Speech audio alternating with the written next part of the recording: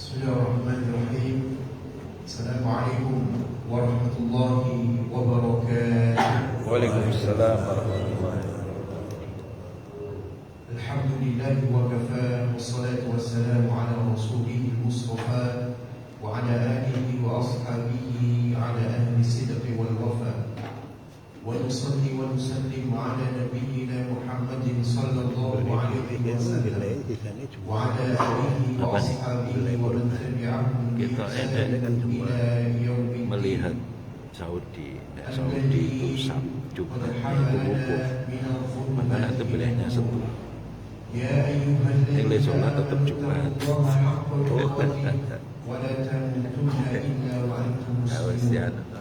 Sesuai Muhammadiyah, nek beliau tetap Setu. Beliau tentu. Yang beliau nek kalau wukufnya kita ikut ya. Iya. Yang wukufnya kalau merasakan Jumat. Sholat subuh berjamaah. Kemudian alhamdulillah dilanjutkan dengan thalabul ilmi. Semoga dua amalan ini bisa melebur dosa-dosa kita semuanya. Salawat serta salam senantiasa kita curahkan kepada junjungan kita Rasulullah sallallahu alaihi wasallam yang telah menuntunkan kepada kita jalan yang bengkok menuju jalan yang lurus. Amin. Namanya dirahmati Allah. Pada bahasan kemarin kita sampai pada bahasa babul ghusli minal janabah, bab mandi junub. Telah kita jelaskan hadis dari Abu Hurairah bahwasanya Abu Hurairah itu pernah bertemu dengan Rasulullah sallallahu alaihi wasallam di jalan, kemudian beliau Abu Hurairah menghindar ketika bertemu karena dalam keadaan junub. Dikira oleh Abu Hurairah orang junub itu dalam kondisi najis jemaah. Tapi sebenarnya tidak. Kondisinya cuma hadas, dan Nabi mengatakan membantahnya, subhanallah innal mu'mina la yanjus. Maha suci Allah, sesungguhnya orang mukmin itu tidak najis. Nah, kalau ada yang di masjid kemudian dipel, nah itu aliran sempalan. Orang mukmin itu tidak najis badannya kecuali terkena najis. Ya kira najis ya, najis bersihkan ini selesai. Junub itu mani artinya tidak najis, cuma dalam kondisi hadas dalam hal ini. Kita jelaskan hadis yang baru nomor 29. An Aisyah, dari Aisyah, qalat, ia berkata, karena Rasulullah sallallahu alaihi wasallam, adalah Rasulullah sallallahu alaihi wasallam idza tasala, apabila Nabi mandi minal janabati, dari junub, ghusala yadayhi, beliau membasuh tangannya terlebih dulu.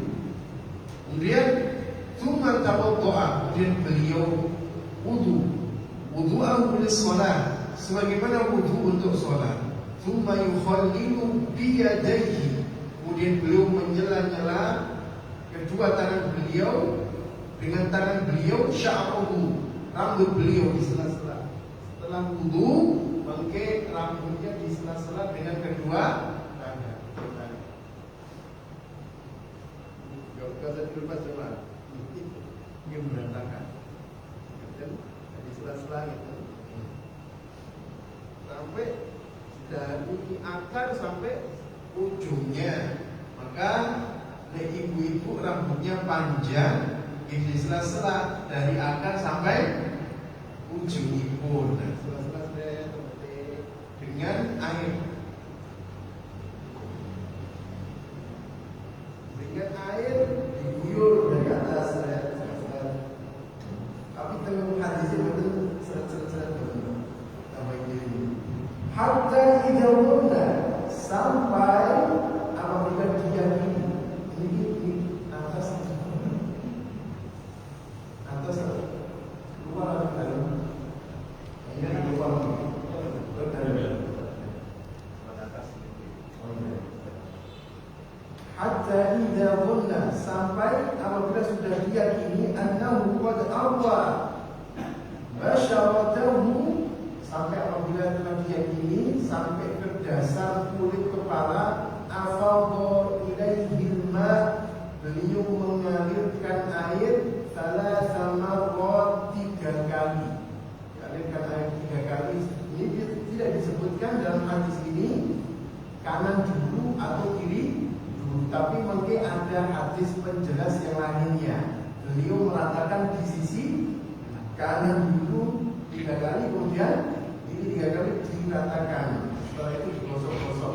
Tsumma ghasala sa'iral jasadihi, kemudian beliau membasuh seluruh badannya. Wa qalat, dan Aisyah berkata, kuntu aghtasilu ana wa Rasulullah, aku mandi bersama Rasulullah, min ina'in wahidin, dari wadah bejana yang satu.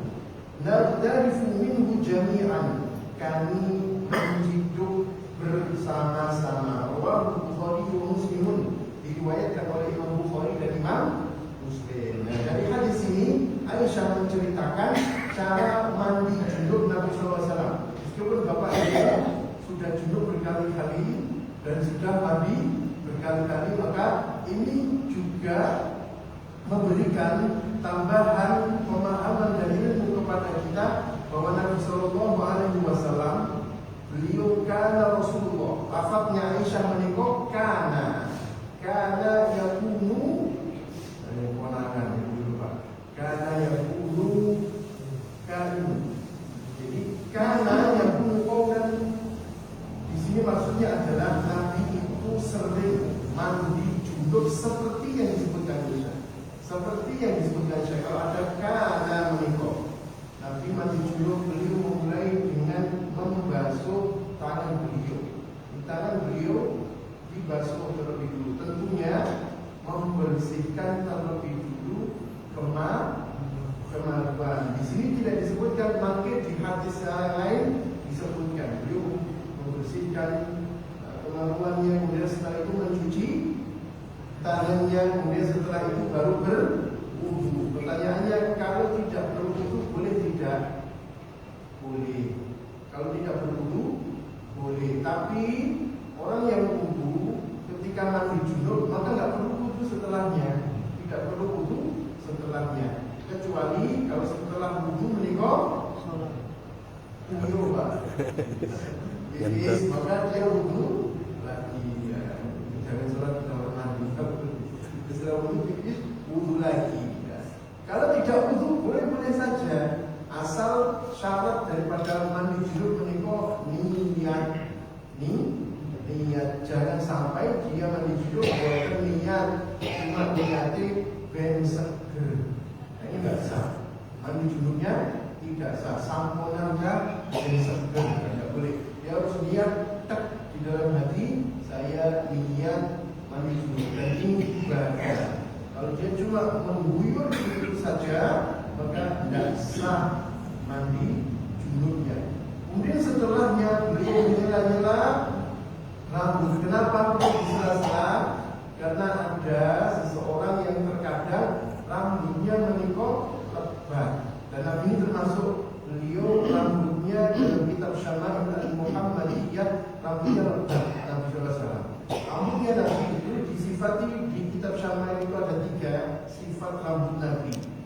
Dalam riwayat yang satu, rambutnya Imam Tirmidzi menyebutkan sampai menutupi kuping ini Pak, sampai menutupi kuping. Dalam riwayat yang lain tidak sampai menutupi kuping. Dalam riwayat yang ketiga, karena sampai bahu itu, sampai bahu. Ada 3 riwayat menyifati rambut Nabi, tapi nggak ada riwayat yang menyebutkan rambut Nabi itu melebihi bahu, nggak ada. Maksimal adalah sebahu. Ada yang sampai kuping saja, ada yang sampai bahu. Karena model rambutnya orang dulu memang seperti itu, seperti itu. Nggak ada rambut kayak gini. Ada. Menikah sunnah jibiliyah. Sunnah jibiliyah itu sunnah yang kita nggak harus mengikuti Nabi, nggak harus mengikuti Nabi, tapi mengikuti hasanah dari daerah masing-masing. Kalau Nabi rambutnya segini, kita nggak harus rambutnya segini. sini Pak. Laki-laki, menikah laki-laki soleha.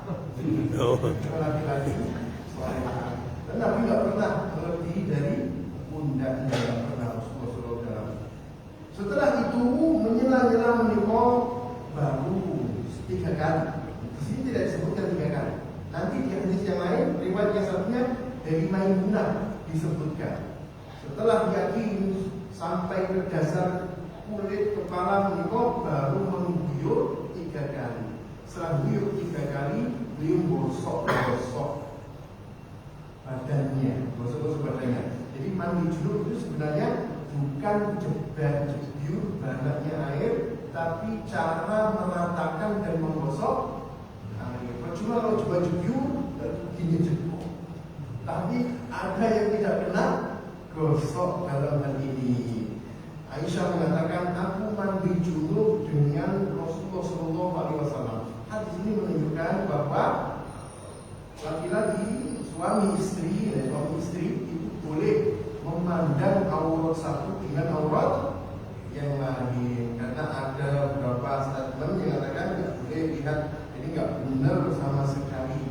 Kalau nggak boleh lihat menikah, mungkin orang ngerti dan juga timbul fitnah begitu mungkin teman. Jadi boleh halal semuanya. Ada batasan aurat antara perempuan dengan perempuan, perempuan dengan perempuan, muslim dan muslimah dengan muslimah, muslimah satu dengan muslimah yang lain. Batasannya adalah boleh tidak memakai kerudung, boleh, dan dia memakai kaos pun boleh, memakai kaos boleh, memakai celana di bawah lutut boleh, tapi jangan di atas lutut.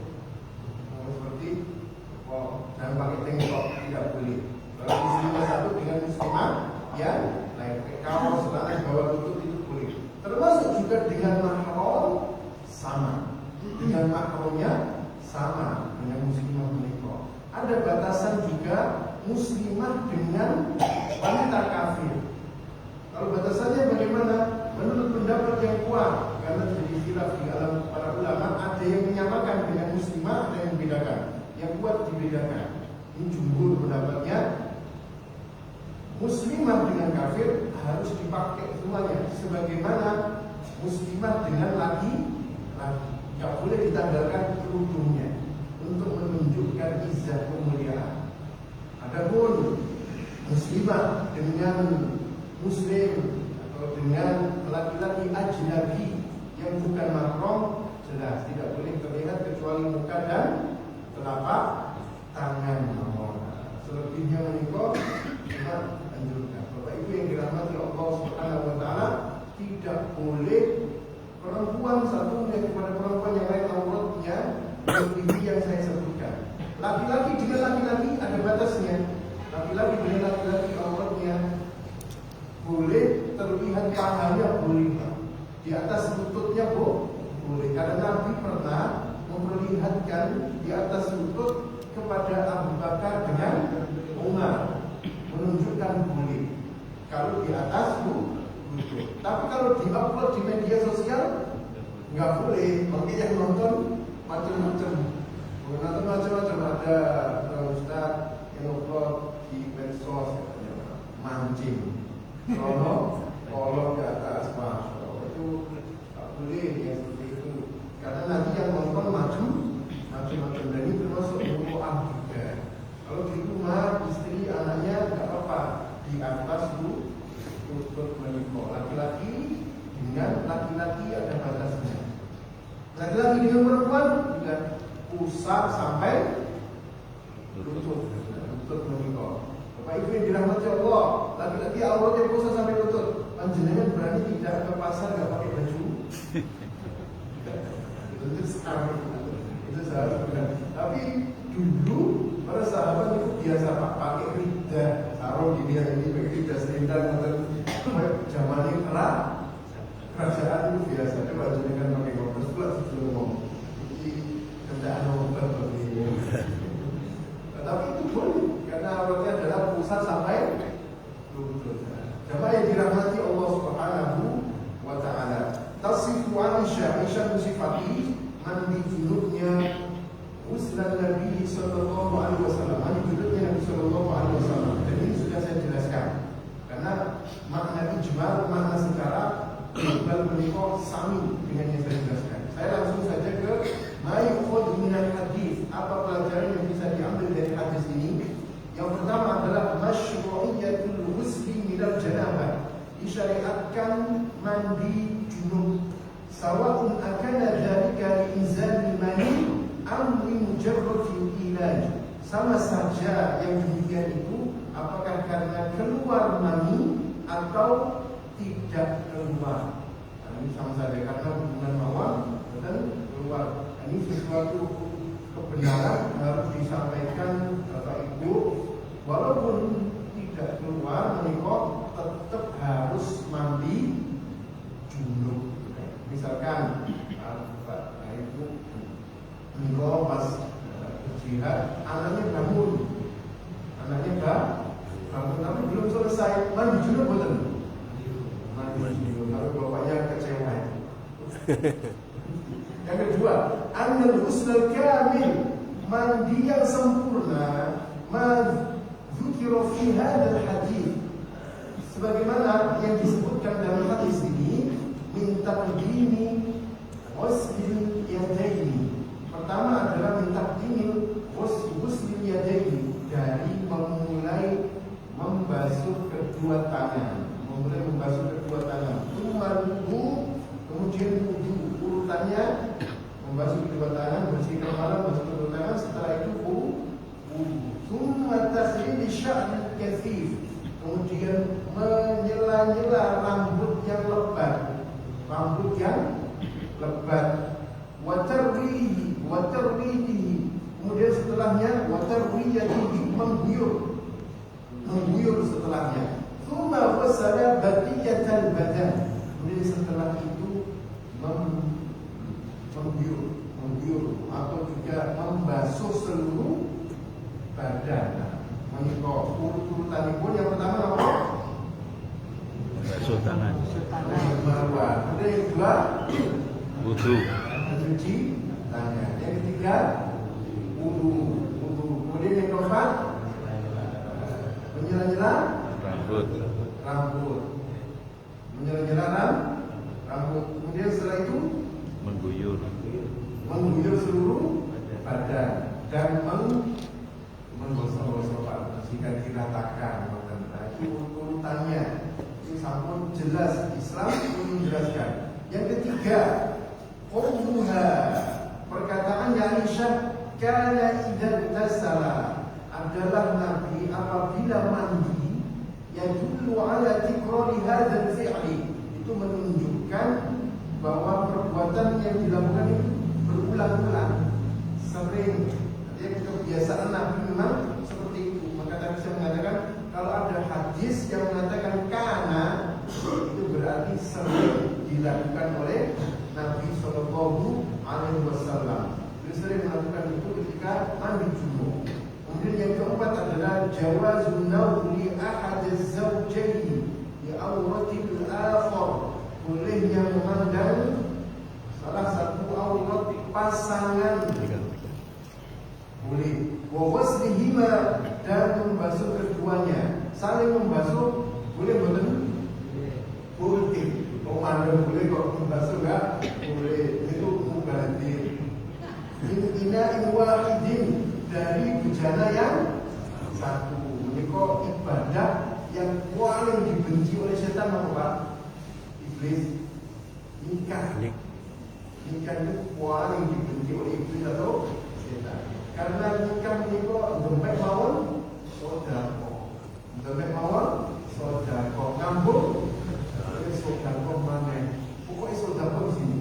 Makanya ini yang berusaha iblis menikah memisahkan dua pasangan. Mandang sodako, dompet sodako, berhubungan sama ini lebih sodako lagi dicatat oleh Allah Subhanahu wa Ta'ala. Maka beruntunglah pasangan yang ditambah, karena dia sudah boleh wangke dan juga atau kecil itu diempat nih. Videonya oke. Insyaallah. Videonya oke. Yang kelima, taqdimu ghusli a'dha'i wudu fi ibtida'i ghusli 'ala al-ghusli min al-janabah. Memulai membasuh bagian wudu pada permulaan mandi junub dalam hal ini. Wudu bagian wudu ya sudah jelas karena beliau wudu terlebih dulu, yaitu dimulai dari muka, tangan, kemudian kepala, kemudian baru kaki. Setelah itu ada ghusli rijlaini, selain membasuh kedua kaki. Nah, kalau kedua kaki dalam hadisnya Aisyah menikah jamaah mungkin dijelaskan secara spesifik di hadis Maimunah. Di hadis Aisyah ini disebutkan kaki juga karena wudu. Tapi di hadisnya Maimunah mungkin kaki setelahnya dibasuh, setelah mandi junub ini dibasuh balik. Para ulama berbeda pendapat kaki pas wudu itu dibasuh atau tidak. Ada yang menyebutkan terakhir dan ada yang menyebutkan ya langsung. Adapun kalau Nabi membasuh terakhir kakinya itu tambahan lagi. Barangkali kaki beliau kotor sehingga beliau membasuh kaki kedua kalinya.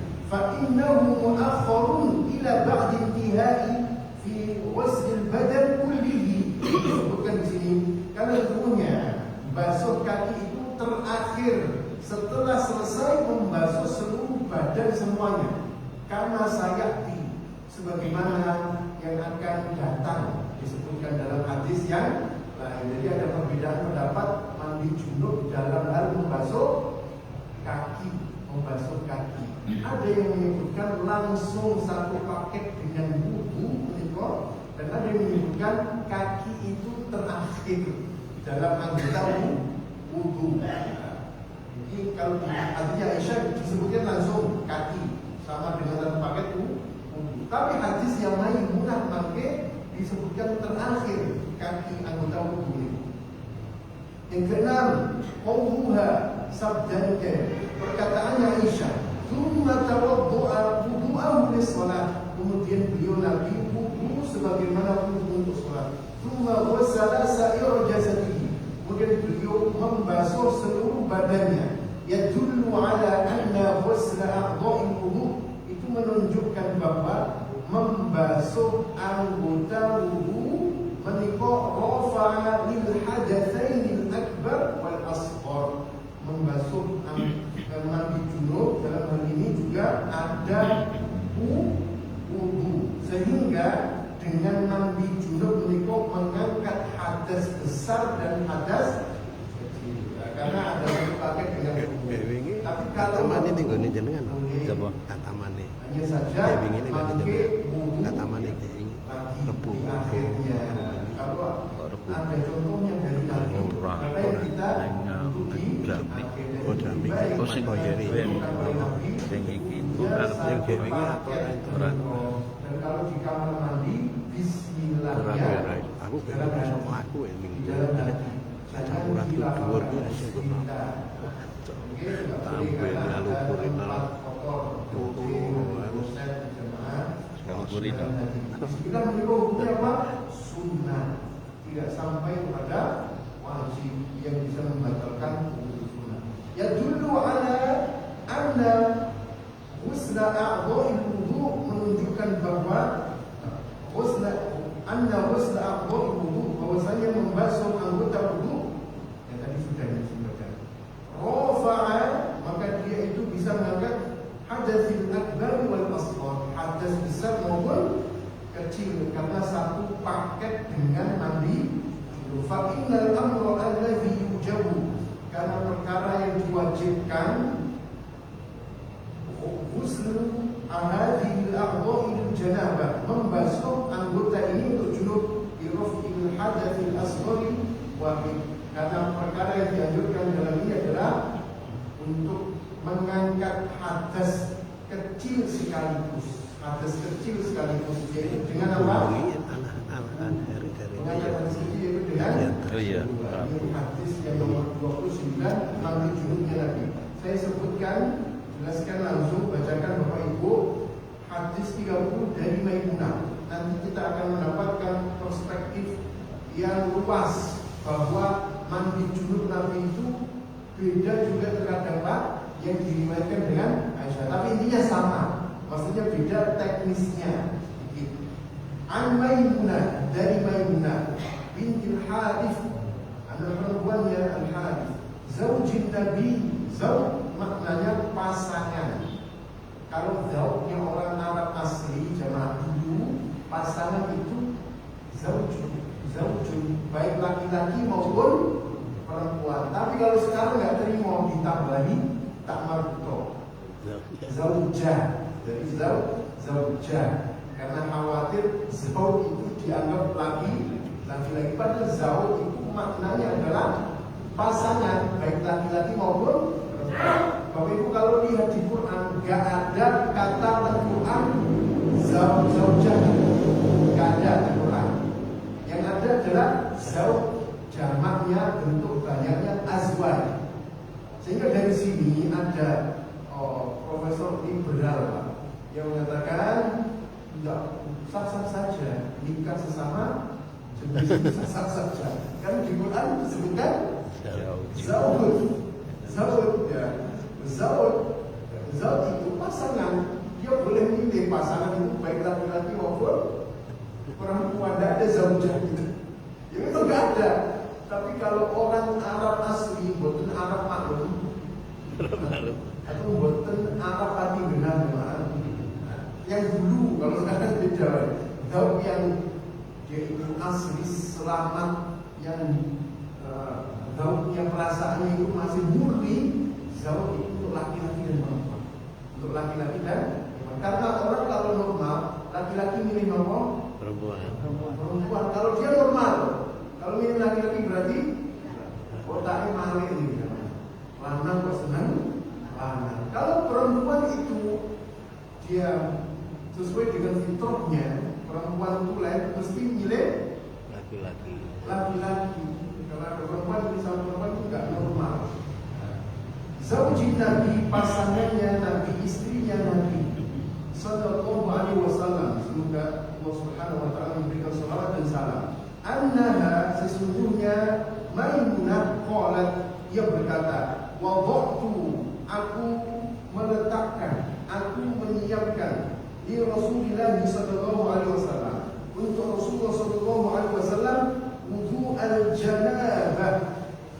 Wudu saya salah baca harokatnya. Karena wudu beda dengan waktu.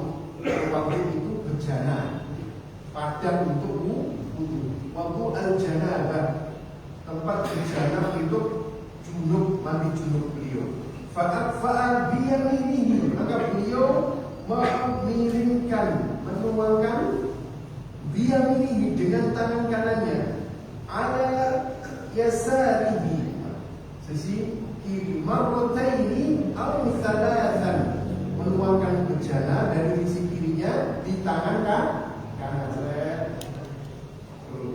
Marrataini aw thalathan, 2 kali atau 3 kali. Beliau pertama adalah membasuh kedua tangan setelah itu. Tsumma ghasala farjahu, kemudian setelahnya beliau membasuh, membersihkan kemaluannya, kemaluan beliau setelahnya. Tsumma daraba yadahu bil ardi, kemudian setelah itu beliau menggosok tangannya di tanah. Digosok di tanah. Dulu kamar mandinya itu tanah. Dulu kamar mandinya tanah. Kalau sekarang malam juga dengan gosok apa? Awil ha'iti, atau tembok. Kalau temboknya putih sekarang sudah tidak begitu pertama lagi beda.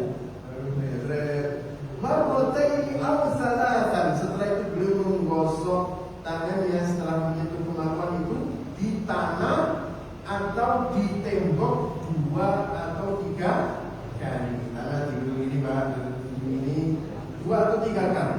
Tsumma madmadha wastanshaqa, setelah itu beliau kumur-kumur dan istinsyak, menghirup air ke hidung. Nah, ini menyebutkan wudu. disebutkan oleh Maimunah detail wudunya beliau satu persatu. Tapi di riwayatnya Aisyah disebutkan secara global. Kemudian setelah itu beliau wudu. Dalam Maimunah disebutkan umur wastansyaqa, memasukkan air ke hidung, dikeluarkan, thumma wasala wajhahu, kemudian membasuh wajahnya beliau, wa dhira'aihi, dan juga kedua lengan beliau sampai siku tentunya jemaah, thumma afadha ala ra'sihi, kemudian menuangkan di atas kepalanya beliau al-ma'a, air, thumma wasala sa'ira jasadihi, kemudian beliau membasuh seluruh badannya, tidak disebutkan kaki. Tadi saya katakan apa? Tidak ada kaki di riwayat Maimunah. Maka para ulama itu khilaf, berbeda pendapat di dalam menafsirkan hadis ini. Thumma tanaha, kemudian setelah itu beliau bergeser, fawasala rijlaihi, kemudian setelah itu beliau membasuh kedua kaki, fa'ataitahu bi khirqah, dan aku memberikan kepada beliau, kata Maimunah, khirqah menikah sejenis anduk kain yang kecil jamaah. Falan yuridha, tapi beliau menolaknya. Beliau nggak berkenan.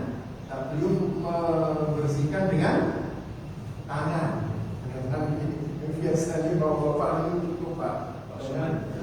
Dengan tangan dikeringkan dengan ada serasa kering. Faja'ala yanqudul ma'a, beliau mengibaskan air biyadaihi, dengan tangan.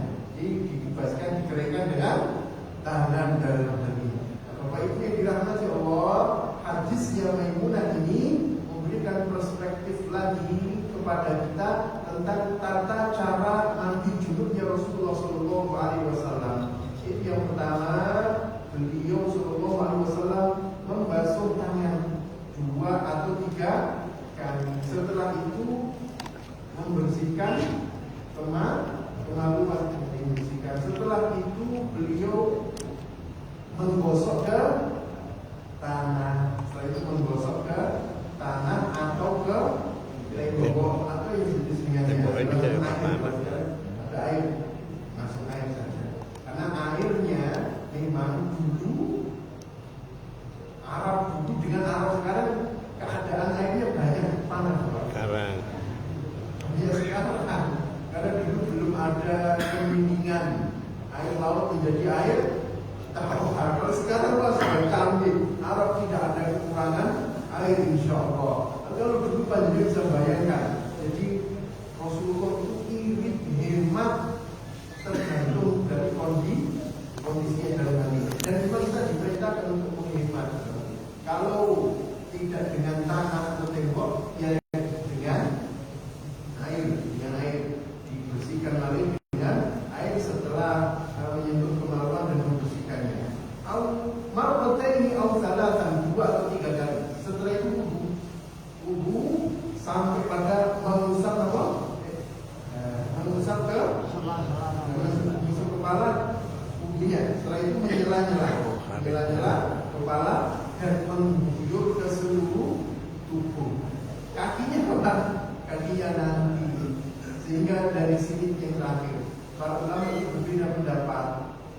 Sebagian ulama mengatakan kaki khusus anggota wudu boleh terakhir jika mandi junub berdasarkan hadis riwayat Maimunah. Besok dijelaskan secara detail. Sedangkan sebagian ulama yang lain mengatakan tidak. Kalau tidak disebutkan di sini meskipun kaki itu dibersihkan dengan wudu satu paket dengan kaki. Hanya saja yang terakhir kaki beliau kotor, kemudian dibersihkan sekali lagi. Demikian Bapak Ibu yang dirahmati Allah Subhanahu Wa Taala. Penjelasan hadis nomor 23 dan 30. Jika ada yang perlu ditanyakan, saya persilakan.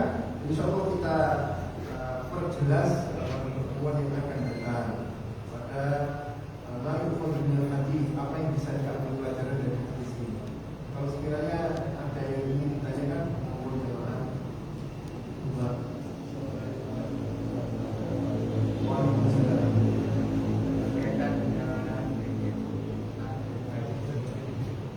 Saya pernah dengar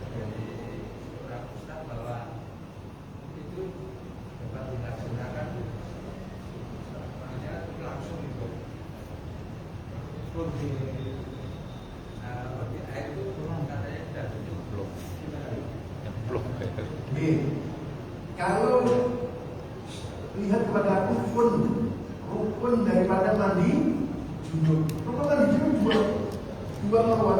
Yang pertama niat. Yang kedua takmimul ma' al jasad, meratakan air di atas badan. Kalau jibril itu sudah meratakan badan. Itu sudah Pak. Tetapi kalau dia dari urutannya dia tidak mendapatkan afdolnya. Harusnya dia dulu sebelum dia jebol dulu. Itu malah praktis Pak. Jibril jangankan jeding dulu. Ini kalau ini pola menyenggol kemampuan ya orang batal lah kebatal ya mau takut kalau sudah itu terus nanti kita pas mandi itu menyentuh kembali itu secara hukum sah kalau dia niat tapi harus dulu baiknya untuk membasuh badan itu kan kita boleh nggak merusak kemaluan itu membatalkan wudunya atau tidak? Wudu juga kita besok lagi itu membatalkan wudunya atau tidak? Terus yang kedua kan berkaitan dengan sabun. Katanya nggak boleh pakai sabun karena harus dengan air yang menyucikan itu ya. Kalau kita nggak pakai sabun masih agak lengket itu Pak. Nah itu aplikasinya untuk sabunnya gimana? Terima kasih Pak. Kalau kita mengikuti petunjuk Nabi maka akan terlihat di situ kesempurnaan petunjuk beliau. Beliau itu membersihkan kemaluan terlebih dahulu. Kemaluan dibersihkan dulu sehingga nggak perlu menyentuh kemaluan agar kita tidak masuk dalam ranah perbedaan pendapat para ulama. Karena sebagian ulama mengatakan wudunya batal. Wudunya batal itu cara nyentuhnya beda-beda Pak. Cara nyentuhnya gini kan tidak menimbulkan daripada syahwat batal. Tapi kalau nyentuhnya begini, ini khawatir syahwat kemudian batal. Ada yang dia itu katakan memperinci. Kalau dia itu dengan syahwat batal, kalau tanpa syahwat tidak batal. Dan ada yang global kan batal orangnya itu perbedaannya banyak. Kalau wudu apakah membatalkan wudu menyentuh kemaluan? Maka yang sempurna adalah kemaluan itu dibersihkan terlebih dahulu dan dihukum dan kalau ada sesuatu yang najis. Kemudian yang terakhir jamaah tinggal kita meratakan selain kemaluan dan juga bokong. Jadi kalau lewat sini nggak apa-apa, nggak termasuk kemaluan. Sabun yang kedua yang dimaksud air menikah yang suci mensucikan air murni. Makanya Nabi itu mandi beliau air dulu diratakan semuanya, baru yang terakhir dengan sabun. Sabun menikah pelengkap dan pengharum sifatnya. Tapi yang bisa mensucikan adalah air. Jadi kalau air kemudian campur sabun dan air kan istilahnya kan keramat kalau jadi keramat kan itu zaman dulu warna sampul mesin cuci Bapak Ibu panjenengan dengan air putih dulu jangan langsung dicampur deterjen diguyur dengan air putih seret itu sudah termasuk mensucikan. Baru setelah itu dicampur dengan deterjen karena bisa mensucikan untuk air yang mutlak. Dalam hal ini yang tidak tercampur dengan deterjen, tercampur dengan yang lain. Air ester bisa mensucikan betul. Tidak bisa. Air kelapa besar dan sebagainya dia suci, tapi tidak bisa mensucikan. Assalamualaikum warahmatullahi wabarakatuh.